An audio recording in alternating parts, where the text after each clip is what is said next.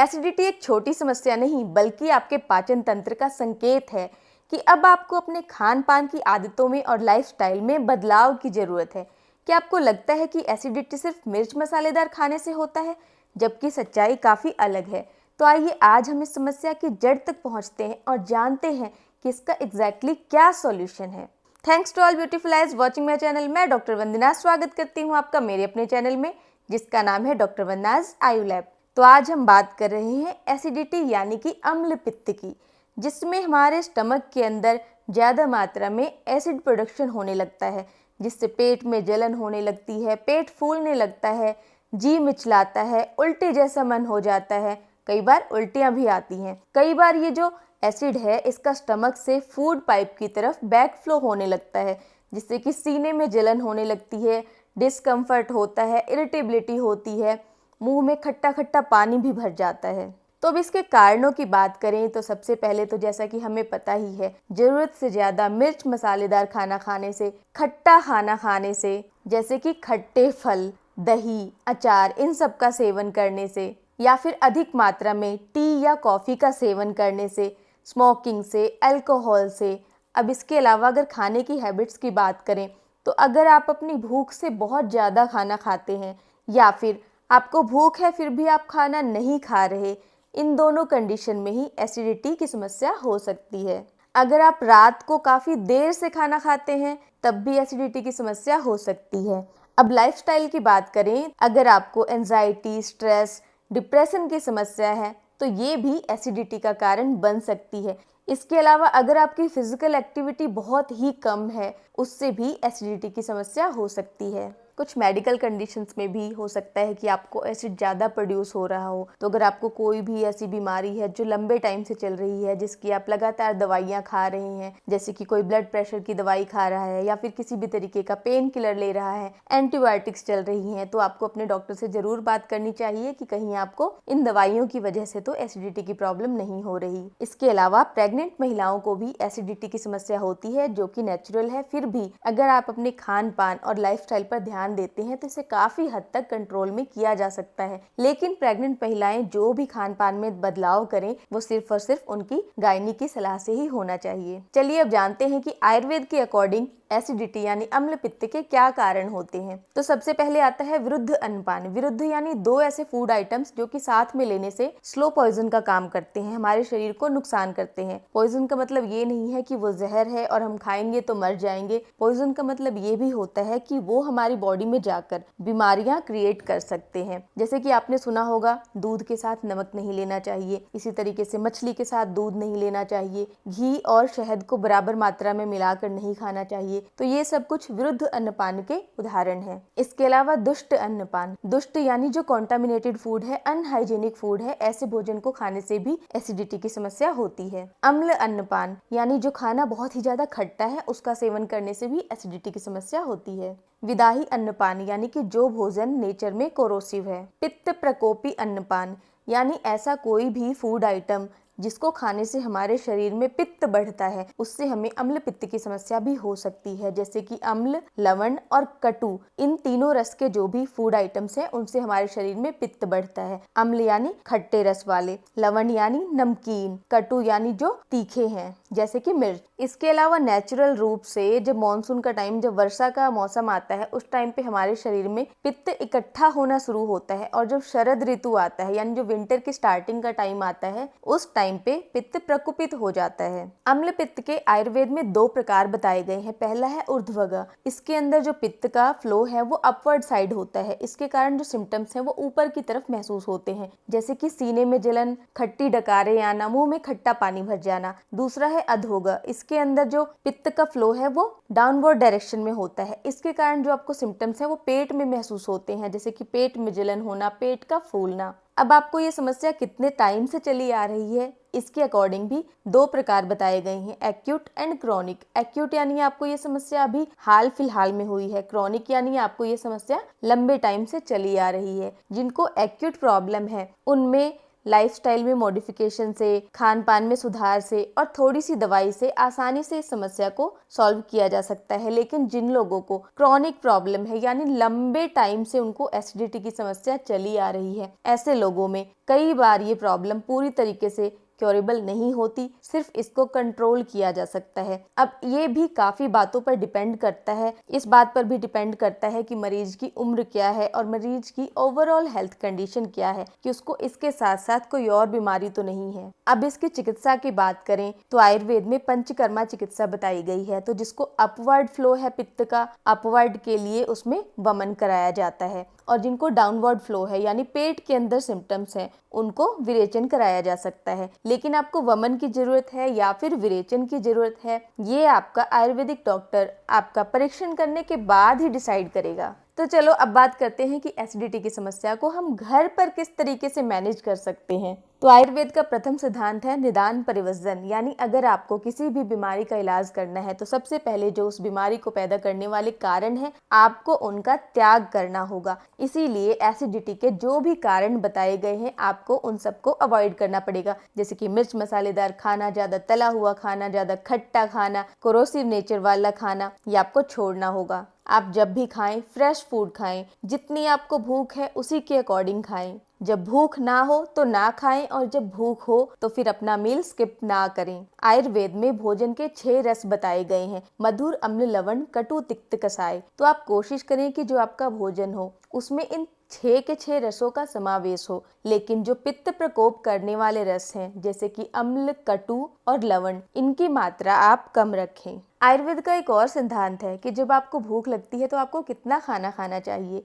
तो आयुर्वेद में कहा गया है कि आप ये मान के कि जो आपका पेट है उसके 4 हिस्से हैं, तो आपको इतना खाना है कि 3 हिस्से फुल हो जाएं, 1 हिस्सा आपको खाली छोड़ना है। अब ये एग्जैक्टली तो नहीं कहा जा सकता कब 3 हिस्से फुल हुए और 1 हिस्सा खाली है, लेकिन आपको कितनी भूख है उसके अकॉर्डिंग आप अंदाजा लगा सकते हैं। जब आप खाना खाते हैं तो बहुत जरूरी है कि आप खाना जल्दबाजी में ना खाएं, आप टेंशन में होके खाना ना खाएं। आप खाना बिल्कुल ही शांति से बैठकर शांत माहौल में और खुश मन से खाएं। जब आप इस तरीके से भोजन खाते हैं तो वो अच्छे से पचता है। इसके साथ जब आप खाना खाते हैं तो उसको प्रॉपर तरीके से चबाना भी बहुत जरूरी है, क्योंकि जो हम खाना खाते हैं उसका जो डाइजेशन है वो हमारे मुंह से ही स्टार्ट हो जाता है, क्योंकि जो हमारी सलाइवा है वो भी भोजन को पचाने में हेल्प करती है। अब खाना खाते टाइम पानी, तो खाना खाते हुए बीच बीच में आप थोड़ा थोड़ा घूट घूट करके पानी पी सकते हैं, तो ये भोजन को पचाने में हेल्प करता है। लेकिन खाना खाने के तुरंत बाद पिया हुआ पानी नुकसान करता है। खाना खाने के बीच में भी जो आपको पानी पीना है वो घूट घूट करके ही पीना है, एक बार में ढेर सारा पानी नहीं पीना। अब सुबह से लेकर रात तक कितनी बार खाएं, देखिए ये सबके लिए अलग अलग हो सकता है। हमेशा हमें अपनी भूख के अकॉर्डिंग ही खाना चाहिए।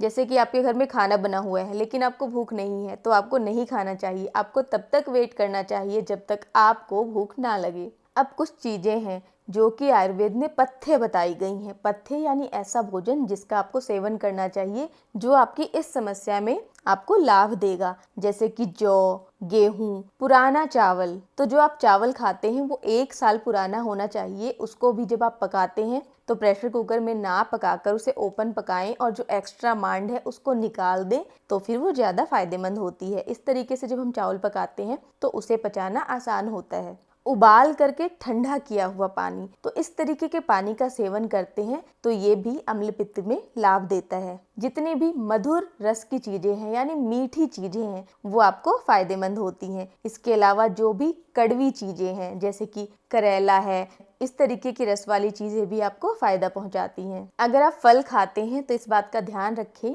कि पूरी तरीके से पके हुए और मीठे फलों का ही सेवन करें। अब आपको कुछ और चीज़ें अवॉइड करनी है, जैसे कि आपको उल्टी का मन हो रहा है तो आपको ज़बरदस्ती उल्टी नहीं रोकनी, कभी भी अपनी वॉमिटिंग की अर्ज को सप्रेस नहीं करना है। काले चने, छोले और तिल, इनका सेवन नहीं करना है।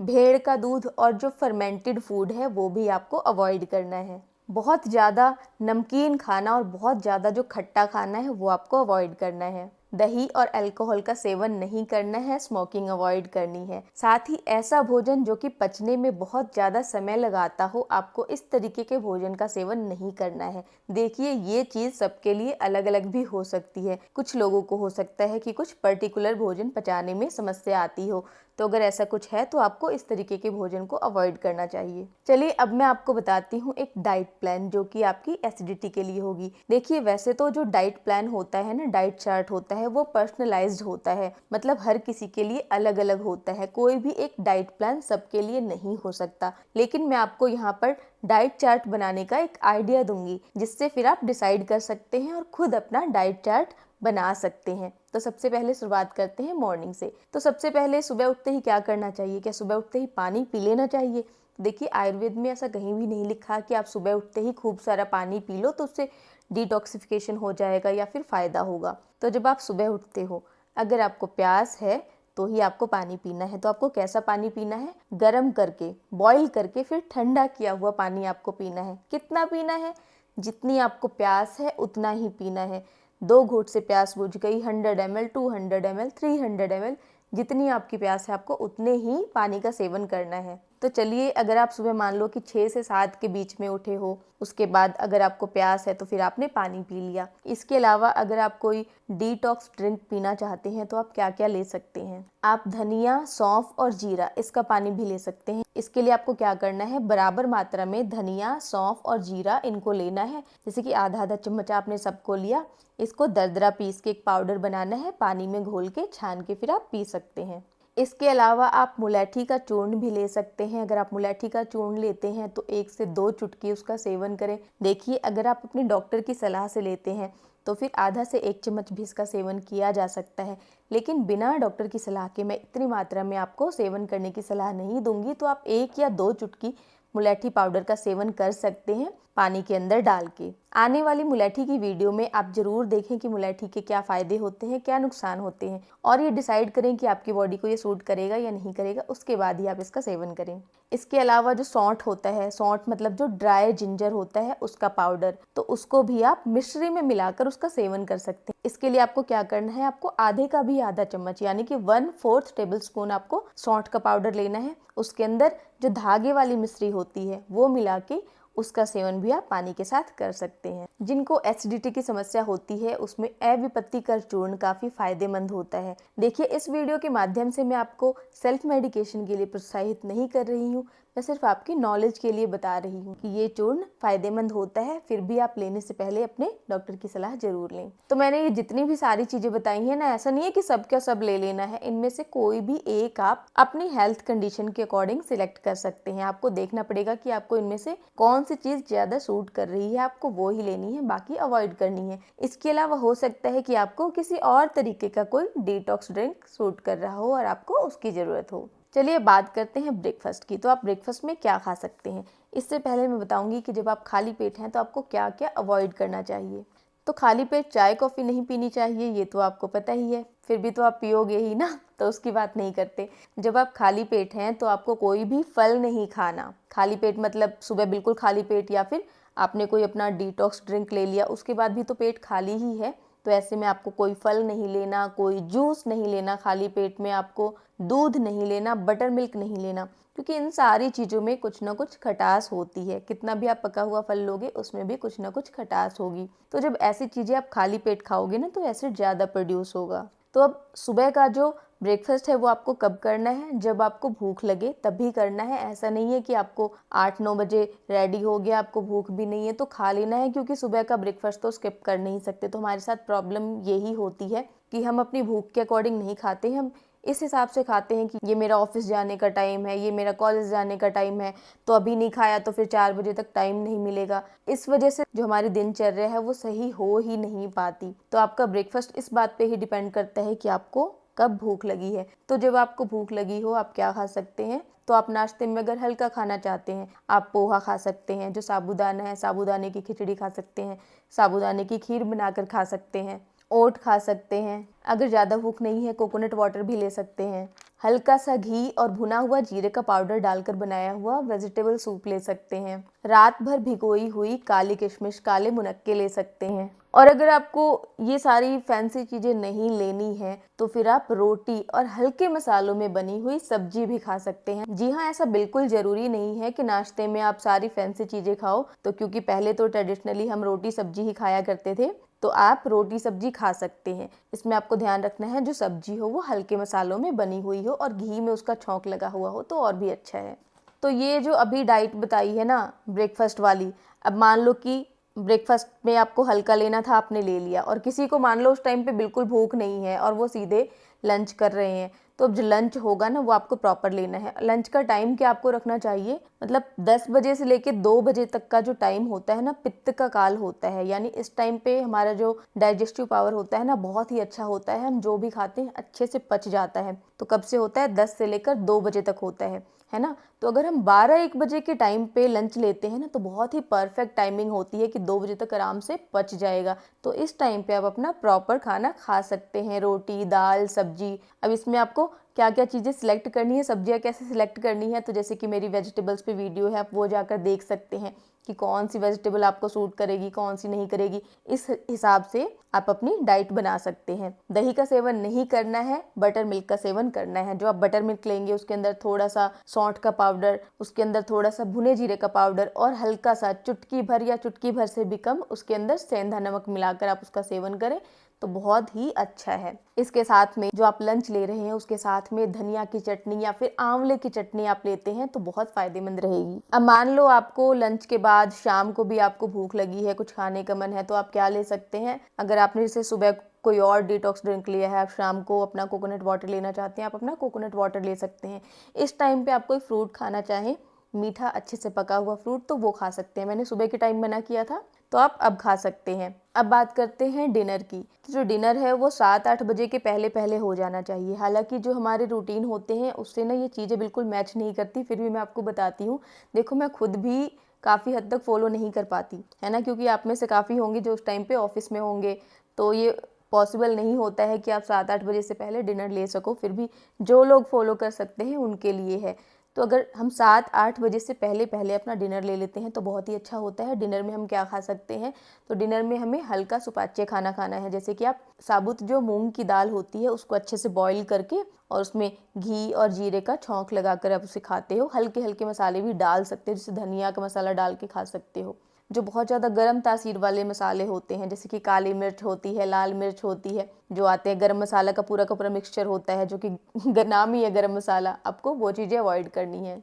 इसके अलावा आप मूंग दाल की खिचड़ी भी खा सकते हो या फिर स्टीम की हुई वेजिटेबल्स भी खा सकते हो। तो जो स्टीम की हुई वेजिटेबल्स भी है ना, उन पे थोड़ा सा घी डाल के और हल्का सा उस पर जीरे का पाउडर डालकर आप खाएं। अब अगर आप रात को दूध पीना चाहते हैं तो उस दूध के अंदर आप चुटकी भर मुलैठी का पाउडर डालकर पी सकते हैं। आपको क्या करना है कि जब आप खाना खाते हैं उसके तुरंत बाद आपको सोना नहीं है, इसीलिए बताया गया है कि 7-8 बजे तक हो जाए। तो मतलब आप जब भी सोने जाते हो, मान लो कि आप 12 बजे सोते हो, तो कोशिश करो कि आपका 9 बजे तक खाना हो जाए। बहुत लेट करने का तो फायदा नहीं है, वो तो बॉडी का सिस्टम ही पूरा का पूरा चेंज हो जाता है। हालांकि काफी लोग ऑफिस से ही 9-10 बजे आते हैं तो पॉसिबल नहीं हो पाता, फिर भी मैं कोशिश कर रही हूँ कि आपको बताऊं, और जितना आप फॉलो कर सको उतना एटलीस्ट फॉलो करो। अच्छा, जब आप खाना खाते हो तो आपको क्या खाने के तुरंत बाद आपको वॉक करने लग जाना है? नहीं, खाना खाने के तुरंत बाद आपको कोई भी एक्सरसाइज नहीं करनी होती, वॉकिंग रनिंग नहीं करनी होती, क्योंकि जब हमने खाना खाया है तो हमारी बॉडी का सारा जो ध्यान कहाँ है, वो हमारे डाइजेस्टिव सिस्टम पे है, उसको काम करना है, सारा ब्लड फ्लो वहीं पे जाना चाहिए, वहीं पे वर्क होना चाहिए।